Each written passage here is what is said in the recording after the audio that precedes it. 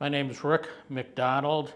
I'm a landlord in the city of Omaha. I'm a member of Metropolitan Omaha Property Owners Association for the last 35 years or so. Well, smoke-free properties are beneficial to my personal business. Just the fact that the amount of damage that's caused by smoking in a property. It can be minor damage, it can be extensive damage. It interferes with being able to rent out a property after a smoker's been in there. So there's a lot of negative to it, very little positive. Well, protecting their health and well-being, I try to gear my entire business on keeping the tenant year after year after year.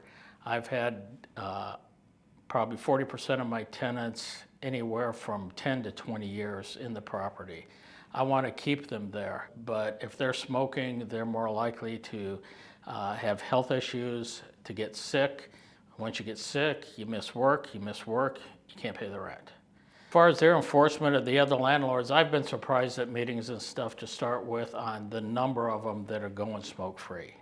As soon as one does it and they mention the benefits that they've had because of that, then others jump on board, and it's surprising how many have converted to that. Once you implement the policy, enforcing it, at least for me and the people I've talked to, is not as difficult as you would think.